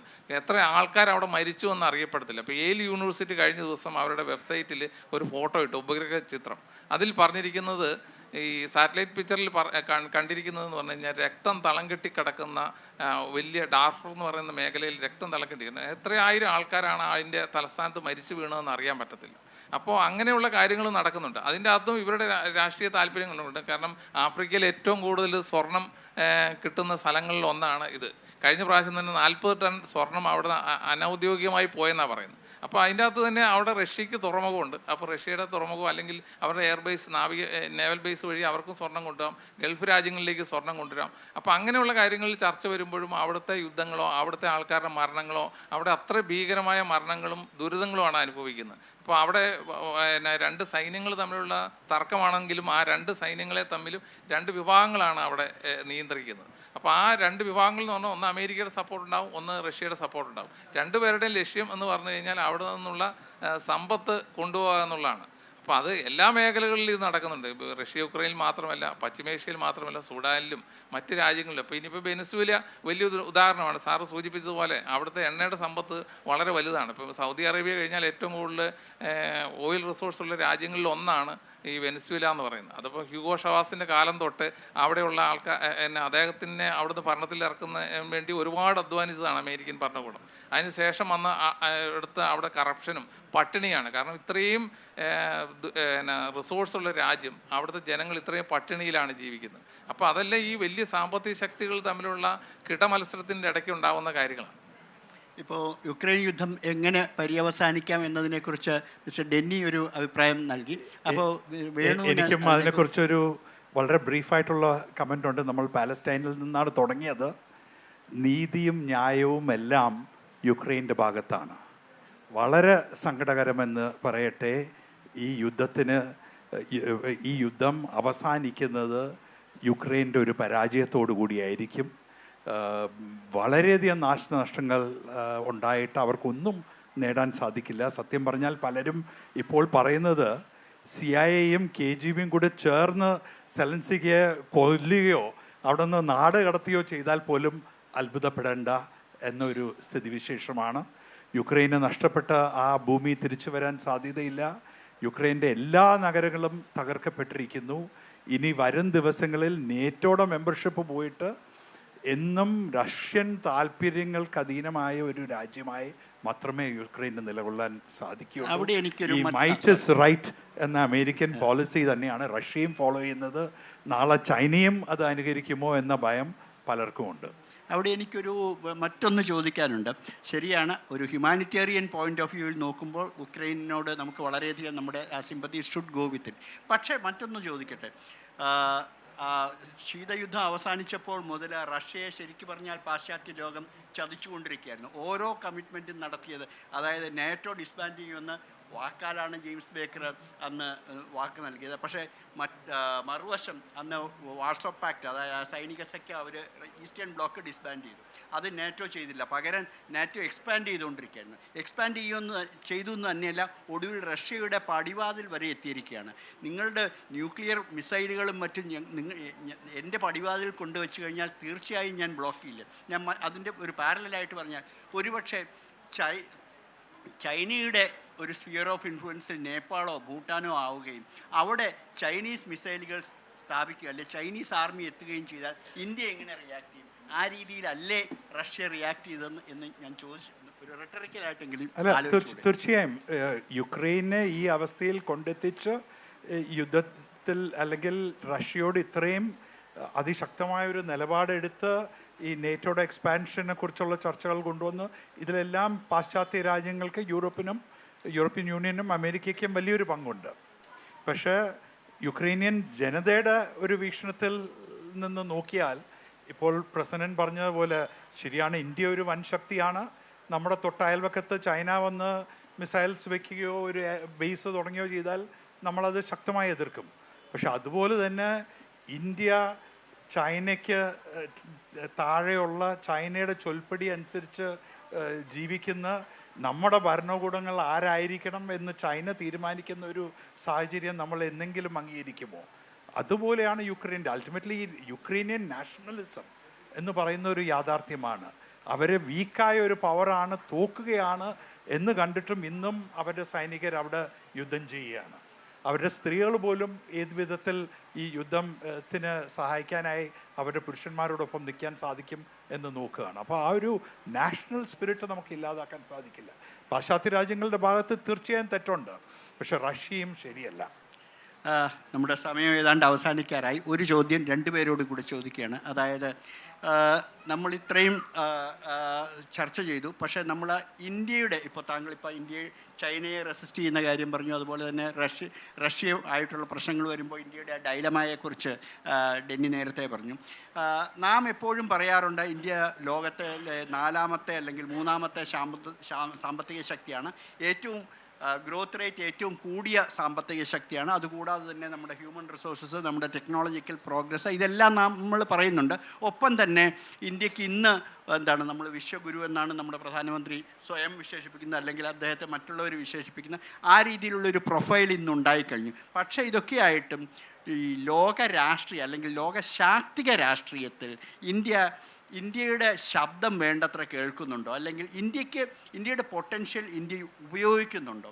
ഉദാഹരണമായിട്ട് പശ്ചിമേഷ്യ പ്രശ്നം വിടുക, അവിടെ നമുക്ക് അധികം സ്റ്റേക്ക് അത്ര ഇല്ലാന്ന്. പക്ഷേ റഷ്യ ഉക്രൈൻ കോൺഫ്ലിക്റ്റിൽ ഇന്ത്യ വളരെയധികം ഇരുവശവും വളരെയധികം ശ്രദ്ധിക്കുന്ന വോയിസാണ് ഇന്ത്യ. പക്ഷേ ഇന്ത്യ അതനുസരിച്ച് ഇന്ത്യയുടെ വോയിസ് അവരെ കേൾപ്പിച്ചിട്ടുണ്ടോ, അല്ലെങ്കിൽ ലോകം ശ്രദ്ധിക്കുന്നുണ്ട്, പക്ഷേ നമ്മേക്കാൾ വളരെ പിന്നിലാണെന്ന് നാം കരുതുന്ന, സാമ്പത്തികമായിട്ടും സൈനികമായിട്ടും ശാക്തികമായിട്ടും കരുതുന്ന ബ്രിട്ടനോ ജർമ്മനിയോ ഫ്രാൻസിനോ ഇന്ന് ലോക രാഷ്ട്രീയത്തിൽ അവർക്ക് പണ്ടേ ഉള്ളതാണ്, എങ്കിലും അത്ര പോലും നമുക്കിനിയും നമ്മുടെ ശബ്ദം കേൾപ്പിക്കാൻ സാധിക്കുന്നുണ്ടോ എന്ന കാര്യത്തിൽ എനിക്ക് സംശയമുണ്ട്. എന്താണ് അതിനെക്കുറിച്ച്? വളരെ പെട്ടെന്ന് 2-3 കാര്യങ്ങൾ പറയട്ടെ പ്രസിഡന്റ് പറഞ്ഞ കാര്യത്തിൽ. ഒന്ന്, എൻ്റെ വ്യക്തിപരമായ വിശ്വാസത്തിൽ ഇന്ത്യ ഒരു വൻപിച്ച ഒരു ശക്തിയായി ലോകത്ത് മാറണം, നമ്മളൊരു ഗ്രേറ്റ് പവർ ആകണം എന്നത് നമ്മുടെ ലക്ഷ്യമായിരിക്കണമെന്ന് ഞാൻ വിശ്വസിക്കുന്നില്ല. നമ്മുടെ ലക്ഷ്യം നമ്മുടെ രാജ്യത്തിനുള്ളിൽ എങ്ങനെ പോവർട്ടി ഇല്ലാതാക്കാൻ സാധിക്കും, എങ്ങനെ ഓരോ മുക്കിലും മൂലയിലും വിദ്യാഭ്യാസവും ആരോഗ്യവും എത്തിക്കാൻ സാധിക്കും. ഇതെല്ലാം ചെയ്യാൻ സാധിച്ചാൽ ലോകം സ്വയം പറയും നമ്മളാണ് ഏറ്റവും വലിയൊരു രാജ്യം. ഇന്ന് ചൈനയെക്കുറിച്ച് ലോകം അംഗീകരിച്ചിട്ടുള്ളത് പോലെ. അതുകൊണ്ട് നമ്മുടെ പ്രയോറിറ്റി എന്താണെന്നുള്ളത് നമ്മൾ ക്ലിയർ ആയിരിക്കണം. രണ്ടാമത്, റഷ്യ യുക്രൈൻ്റെ കാര്യത്തിൽ നമ്മൾ തികച്ചും ഒരു ഓപ്പർച്യൂണിസ്റ്റിക് ലൈനാണ് എടുത്തിരിക്കുന്നത്. നമുക്കറിയാം റഷ്യയാണ് വലിയ ശക്തി, റഷ്യ വിജയിക്കുന്നു. നമ്മൾ റഷ്യയെ അതിലൊരു മധ്യസ്ഥത വഹിക്കുക എന്നുള്ളതല്ല, റഷ്യയെ നമ്മൾ ഒഫൻഡ് ചെയ്യാൻ ആഗ്രഹിക്കുന്നില്ല. നമ്മൾ ഇടപെടാൻ പോയാൽ എങ്ങനെയെങ്കിലും റഷ്യ നമ്മുടെ ഇടപെടൽ ആഗ്രഹിക്കുന്ന ആരെങ്കിലും കേട്ടിട്ടുണ്ടോ? റഷ്യ ഇന്ത്യ വന്ന് മധ്യസ്ഥത വഹിക്കണം എന്ന് പറയുന്നത് റഷ്യ ചെയ്യുന്നില്ല, യുക്രൈൻ ആവശ്യപ്പെടുന്നുണ്ട്. അപ്പോൾ ആ ഒരു ഓപ്പർച്യൂണിസ്റ്റിക് പൊസിഷനാണ് നമ്മൾ എടുത്തിട്ടുള്ളത്. പക്ഷേ എനിക്ക് ഏറ്റവും സങ്കടം ഉണ്ടായിട്ടുള്ളത് പാലസ്റ്റൈൻ വിഷയത്തിൽ South Africa international court of ജസ്റ്റിസിൽ ചെന്ന് പാലസ്റ്റീനിയൻസിന് വേണ്ടി കേസ് ഫയൽ ചെയ്തു. ഇതൊരു ജനസൈഡാണെന്ന് പറഞ്ഞു. എവിടെയായിരുന്നു ഇന്ത്യയാണ് നേതൃത്വം വഹിക്കേണ്ടത്. ഒന്നുമില്ലെങ്കിൽ സൗത്ത് ആഫ്രിക്കയുടെ കൂടെ നമുക്ക് ഒരു പെറ്റീഷനോ ഒരു അഫിഡവിറ്റോ ഞങ്ങളിതിനെ പിന്തുണയ്ക്കുന്നു എന്ന് പറയാമായിരുന്നു. അത് ഇന്ത്യ ചെയ്തിട്ടില്ല. യുക്രൈൻ്റെ കാര്യത്തിൽ ബ്രസീൽ ഒരു പ്രപ്പോസൽ വെച്ചിട്ടുണ്ട്, ആഫ്രിക്കൻ യൂണിയൻ ഒരു പ്രപ്പോസൽ വെച്ചിട്ടുണ്ട്. അവിടെയും ഇന്ത്യ പിന്മാറി നിൽക്കുകയാണ്. അതുകൊണ്ട് പലതുകൊണ്ടും നമ്മൾ വഹിക്കേണ്ട റോൾ നമ്മൾ വഹിക്കുന്നില്ല.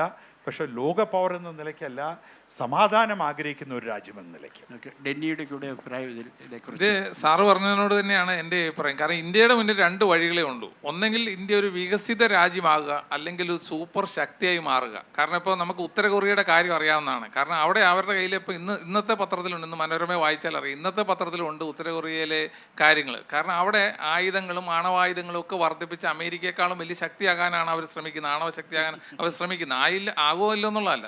അപ്പോൾ അത് ആ ഒരു രീതിയിൽ വളരണമോ അതോ വികസിത രാജ്യം ഒരു വികസനത്തിലേക്ക് മുന്നേറണമോ? അപ്പോൾ അടിസ്ഥാനപരമായി ഇന്ത്യ 140-150 കോടിയോളം ജനങ്ങളുള്ള ഒരു രാജ്യമാണ്, ബഹുസ്വരതയുള്ള രാജ്യമാണ്. അപ്പോൾ ഇവിടുത്തെ ഏറ്റവും വലിയ പ്രശ്നം ഇതൊന്നുമല്ല, ആൾക്കാരുടെ പട്ടിണി മാറ്റുക എന്നുള്ളതാണ്. ഇപ്പോൾ ഈ പശ്ചിമേഷ്യൻ കാര്യം പറഞ്ഞാൽ പോലും അതിൻ്റെ അകത്ത് ഇന്ത്യക്ക് അമേരിക്കയെ പിണക്കാൻ പറ്റത്തില്ല, അല്ലെ ഇസ്രയേലിനെ പിണക്കാൻ പറ്റത്തില്ല. അതുപോലെ റഷ്യ ഉക്രൈൻ വാറിൽ ഇപ്പം റഷ്യയുടെ പിണക്കാൻ പറ്റത്തില്ല. കാരണം ഒരു മധ്യസ്ഥത വരുമ്പോൾ സത്യസന്ധമായ കാര്യങ്ങൾ അവിടെ ചർച്ച ചെയ്യപ്പെടണം, അത് നമ്മുടെ വശങ്ങൾ അവിടെ കൃത്യമായി അവതരിപ്പിക്കണം. അപ്പോൾ ആ ഒരു കാര്യത്തിൽ ഇന്ത്യ എപ്പോഴും ഒരു റിസ്ക് അവേഴ്സ് ഡിപ്ലോമസിയാണ് തുടർന്ന് പോന്നിരിക്കുന്നത്. അത് ഇനിയും അങ്ങനെ തന്നെ ഉണ്ടാവുള്ളൂ എന്നുള്ള ഒരു പ്രതീക്ഷയാണ് നമുക്കൊക്കെ ഉള്ളത്. തീർച്ചയായിട്ടും ലോകത്ത് സമാധാനം പുലരട്ടെ. അതോടൊപ്പം തന്നെ യുദ്ധങ്ങൾ ആർക്കും മെച്ചങ്ങളൊന്നും ഉണ്ടാകുന്നില്ല, യുദ്ധങ്ങളൊന്നും ഇല്ലാതെ വികസനത്തിൻ്റെ ലോകമായി മാറട്ടെ. അങ്ങനെ ഒരു നല്ല പോസിറ്റീവ് നോട്ടിൽ ഈ ചർച്ച അവസാനിപ്പിച്ചത് എനിക്ക് 2 പേരോടും 2 പാനലിസ്റ്റുകളോടും വളരെയധികം നന്ദിയുണ്ട്. നമുക്ക് ഒരു ചോദ്യത്തിനും കൂടെ സമയമുണ്ട്. ഒരു യങ്സ്റ്റർ. സോ അതെ, 2. എനിക്ക് ഓരോ ചോദ്യമുണ്ട്. മൈക്കിലേക്ക് ഓരോ ചോദ്യമുണ്ട് എനിക്ക് 2 പേരോടും. ഇപ്പോൾ വേണു സാറിൻ്റെ അടുത്ത് ചോദിക്കാനുള്ളത്, സോ നമ്മുടെ ഗവൺമെൻറ് 2047 എന്ന് പറഞ്ഞു ഡെഡ് ലൈൻ വെച്ചിട്ടുണ്ട്, നമ്മളൊരു ഡെവലപ്ഡ് കൺട്രി ആവണം. സോ ദാറ്റ് റിട്രിക് അവർ ഭയങ്കരമായിട്ട് പ്രൊമോട്ട് ചെയ്യുന്നുണ്ട്. അപ്പോൾ ഓരോ ഇവൻറ്റ് നടക്കുമ്പോഴും അത് പറയുന്നുണ്ട് repeatedly. So how realistic is that year and what are the impediments that stay in our way to achieve that? ഇപ്പോൾ in terms of comprehensive national power എടുത്തു കഴിഞ്ഞാൽ CNP നമ്മൾ സ്റ്റിൽ എ മിഡിൽ പവർ ആയിട്ടാണ് പറയുന്നത്, despite all the rhetoric of Vishwaguru and everything. So what are the realistic impediments that stand in front of India to achieve that? അത് സാറുമായിട്ടാണ്. എനിക്ക് ഒരു ചോദ്യം Dennis സാറിന് ചോദിക്കാനുള്ളത്. ഒരാൾക്കൊരു, കാരണം ഇനിയും ഒരു ചോദ്യം അവിടെ ഒരാളും കൂടെ, കൂടുതൽ ആളുകൾക്ക് കൊടുക്കുക. അവിടെ ഒരു യങ് മാൻ.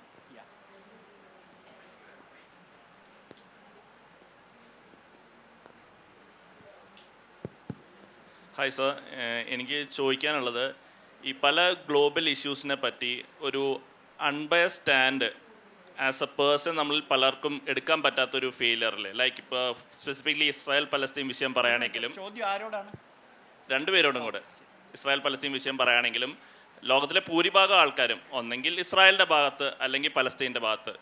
ഇസ്രായേലിൻ്റെ ഭാഗത്ത് നിന്ന് പലസ്തീൻ പക്ഷക്കാർക്ക് ചിന്തിക്കാനും പലസ്തീൻ്റെ ഭാഗത്ത് നിന്ന് ഇസ്രായേൽ പക്ഷക്കാർക്ക് ചിന്തിക്കാനും അങ്ങനെ ഒരു അൺബയസ്ഡ് ഡൈനാമിക് അനാലിസിസ് അവർക്ക് മിക്ക ഗ്ലോബൽ ഇഷ്യൂസിനെ പറ്റി ചിന്തിക്കാൻ കഴിയുകയാണെങ്കിൽ അവർക്ക് കുറച്ചുകൂടി ക്ലാരിറ്റി വരുമല്ലേ? അത് തന്നെ ഒരു ഗ്ലോബൽ സ്കെയിലിൽ ഗ്ലോബൽ ലീഡേഴ്സിന് അങ്ങനത്തെ ഒരു സ്റ്റാൻഡ് എടുക്കാൻ സാധിച്ചാൽ, സാർ നേരത്തെ പറഞ്ഞ പോലെ ഡയലോഗ്സിലൂടെയും മറ്റ് ഇൻട്രാക്ഷൻസിലൂടെയും പല പ്രശ്നങ്ങളും യുദ്ധങ്ങളും ഒരു പരിധിവരെ കുറയ്ക്കാൻ എല്ലാവർക്കും സാധിക്കില്ലേ? ആദ്യത്തെ ചോദ്യം പെട്ടെന്ന് വിട്ടുപോയി. ചോദ്യം എന്തായിരുന്നു? 2047 എന്ന് പറയുന്നത് ഇന്നത്തെ ഇന്ത്യൻ ഗവൺമെൻറ് വികസിത് ഭാരതിന് സെറ്റ് ചെയ്തിട്ടുള്ളൊരു ഗോളാണ്. തത്വത്തിൽ ഗോൾ നിശ്ചയിച്ച് മുഴുവൻ ഗവൺമെൻറ്റൽ മെഷീനറിയെയും പൊളിറ്റിക്കൽ എസ്റ്റാബ്ലിഷ്മെൻറ്റിനെയും ഒരു നല്ല ദിശയിലേക്ക് നയിക്കുക എന്നുള്ളതൊരു നല്ലൊരു പ്രോസസ്സാണ്. അത് ആരും ചോദ്യം ചെയ്യില്ല. നമുക്കത് എത്താൻ സാധിക്കുമോ ഇല്ലയോ എന്നുള്ളത് തീർച്ചയായും റിയലിസ്റ്റിക്കായിട്ട് അസസ് ചെയ്യേണ്ടതാണ്. എന്നാലും നമ്മൾ റിയലിസ്റ്റിക്കായിട്ട് അസസ് ചെയ്യുമ്പോൾ അതിലൊരു ഇത് പരാജയപ്പെടും എന്ന് പറഞ്ഞ് നമ്മൾ പറയുന്നത് ശരിയല്ല. നമുക്ക് എന്തെങ്കിലും നന്മ ഉണ്ടായിക്കൊള്ളട്ടെ എന്ന് നമ്മൾ വിശ്വസിക്കണം. പക്ഷേ ഞാൻ എൻ്റെ വ്യക്തിപരമായ അസസ്മെൻറ്റിൽ ഞാൻ പലരോടും പറഞ്ഞിട്ടുള്ളൊരു കാര്യമാണ്, പ്രധാനമന്ത്രി മോദി ആദ്യമായി ഭരണത്തിൽ വന്നപ്പോൾ തുടങ്ങിയ ഒരു പദ്ധതിയുണ്ട്, സ്വച്ഛ് ഭാരത് അഭിയാൻ. ഇന്ന് ഇന്ത്യയിലെ എത്ര സ്ഥലങ്ങളാണ് സ്വച്ഛ്? നമ്മുടെ കൊച്ചു കേരളം എന്നും മറ്റുള്ള സ്ഥലങ്ങളെക്കാളും ഭേദമാണ്. ഞാനും പ്രസിഡന്റും ഡൽഹിയിൽ ജീവിക്കുന്നവരാണ്. ഡൽഹി ഇന്നും സ്വച്ഛായിട്ടില്ല. അവിടെ ആം ആദ്മി പാർട്ടി സർക്കാരുണ്ടപ്പോൾ അവരും ഒരുപാട് ശ്രമങ്ങൾ നിന്നിട്ടുണ്ട്. ഇപ്പോഴും സ്വച്ഛല്ല. ഇന്ത്യയുടെ ഏത് നഗരത്തിൽ ചെന്നാലും ഏത് ഗ്രാമത്തിൽ ചെന്നാലും. അപ്പോൾ ഒരു ഏറ്റവും ബേസിക് ആയിട്ടുള്ളൊരു ക്ലെൻലിനെസ് എന്നൊരു ഗോൾ പോലും നമുക്ക് ഈ ഇത്രയും വർഷങ്ങളിൽ അച്ചീവ് ചെയ്യാൻ സാധിച്ചില്ല. അപ്പോൾ 2047 നമ്മളൊരു വികസിത രാജ്യമാകും എന്ന് പറയുന്നത് ഇന്നൊരു സ്വപ്നമാണ്. സ്വപ്നം നടക്കാൻ സാധിച്ചാൽ നല്ല കാര്യം, നടന്നില്ലെങ്കിൽ നമ്മൾ വീണ്ടും വീണ്ടും പ്രയത്നിക്കണം. പക്ഷെ അത് നമ്മൾ ജനങ്ങൾ റിയലിസ്റ്റിക് ആയിരിക്കണം, രാഷ്ട്രീയക്കാർ പറയുന്ന കാര്യത്തിൽ വീഴരുത്. പിന്നെ രണ്ടാമത്തെ ക്വസ്റ്റ്യൻ കൂടി ഒന്ന് അഡ്രസ്സ് ചെയ്യാനായിട്ട്, എല്ലാ വിഷയങ്ങൾക്കും അല്ലെ എല്ലാ പ്രശ്നങ്ങൾക്കും ഇരുവശമുണ്ട് എന്ന് പറയുന്നത് ഇസ്രായേൽ പാലസ്തീൻ വിഷയത്തിന് ആപ്ലിക്കബിൾ അല്ല. ലോകത്തെ ഭൂരിഭാഗം ജനങ്ങൾ, നിങ്ങൾ യുണൈറ്റഡ് നേഷൻസിലെ വോട്ടിംഗ് റെക്കോർഡ് എടുത്താൽ 193 രാജ്യങ്ങളിൽ 180ഓളം രാജ്യങ്ങൾ പാലസ്തീൻ അനുകൂലമായിട്ടാണ് വോട്ട് ചെയ്യുന്നത്. അമേരിക്കയും വളരെ ചുരുക്കം, അമേരിക്കയും ഇസ്രായേലും ഒരു 5-6 അമേരിക്കയോട് ഏറ്റവും കൂടുതൽ താല്പര്യമുള്ള അല്ലെങ്കിൽ അടുപ്പമുള്ള രാജ്യങ്ങൾ മാത്രമാണ് പാലസ്തീനെതിരെ ഇസ്രായേലിന് അനുകൂലമായി വോട്ട് ചെയ്യുന്നത്. യൂറോപ്യൻ യൂണിയൻ പോലും വോട്ട് ചെയ്തു എന്ന് മാത്രമല്ല, ഈ അടുത്ത കാലത്ത് പാലസ്തീനെ ഇൻഡിപെൻഡൻറ്റ് സ്റ്റേറ്റ് ആയിട്ട് റെക്കഗ്നൈസ് ചെയ്തു. ഇന്ത്യയൊക്കെ പണ്ടേ ചെയ്ത കാര്യം യൂറോപ്യൻ യൂണിയൻ പോലും ചെയ്തിട്ടുണ്ട്. എനിക്കും അതിനോട് തന്നെയാണ്. കാരണം വേറൊന്നുമല്ല, ഈ പാലസ്തീൻ വിഷയം ഒഴിച്ച് ബാക്കിയുള്ള എല്ലാ പ്രശ്നങ്ങളുടെയും അടിസ്ഥാനം എന്ന് പറയുന്നത് ഇതേപോലെ രാഷ്ട്രത്തലവന്മാർ ഒരുമിച്ച് ചിന്തിച്ചാൽ ഒരു പ്രശ്നം പരിഹരിക്കപ്പെടും. അപ്പോൾ ഏത് പ്രശ്നമായാലും, ഇപ്പം ഉക്രൈൻ റഷ്യൻ പ്രശ്നം പോലും രണ്ട് കൂട്ടർ ഇരുന്ന് ചിന്തിച്ചാൽ അത് തീർക്കാവുന്ന പ്രശ്നമേ ഉള്ളൂ. അതിൽ വേറെ മധ്യസ്ഥന്മാരെ വിട്ട് അവരുടെ താല്പര്യങ്ങൾ സംരക്ഷിക്കുന്ന ഉടമ്പടിയിലേക്ക് പോകുമ്പോഴാണ് ഈ പ്രശ്നങ്ങളെല്ലാം ഉണ്ടാവുന്നത്. അതുപോലെ തന്നെ 2047 ഇന്ത്യയുടെ ചിത്രം എന്ന് പറഞ്ഞാൽ അതൊരു വികസിത രാജ്യമാകണമെന്നൊക്കെയാണ് നമ്മുടെ എല്ലാ ആഗ്രഹം. അങ്ങനെ തന്നെ ആവട്ടെ എന്ന് മാത്രമേ എനിക്കിത് ഇപ്പോൾ പറയാനുള്ളൂ. Thank you. വളരെ നന്ദി. ഏതായാലും ഞാൻ പാനലിസ്റ്റുകളോട് രണ്ടുപേരോട് നന്ദി പറഞ്ഞു കഴിഞ്ഞു. പക്ഷേ ഇനി എനിക്ക് ഓഡിയൻസിനോട് നന്ദി പറയാനുള്ളത്, കാരണം ഇത്രയും നേരം ഇത് കേട്ടിരിക്കുക മാത്രമല്ല, പോസിറ്റീവ് നോട്ട് വന്നപ്പോഴൊക്കെ കൈയടിച്ച് അവരെ പ്രോത്സാഹിപ്പിക്കുകയും ചെയ്ത എല്ലാവർക്കും, ഇവിടെ വന്നിരിക്കുന്ന എല്ലാവർക്കും വളരെയധികം നന്ദി. Thank you. കൂടുതൽ സംസാരിക്കണമെന്നുണ്ട് എല്ലാവർക്കും, പക്ഷേ സമയമില്ല. Thank you.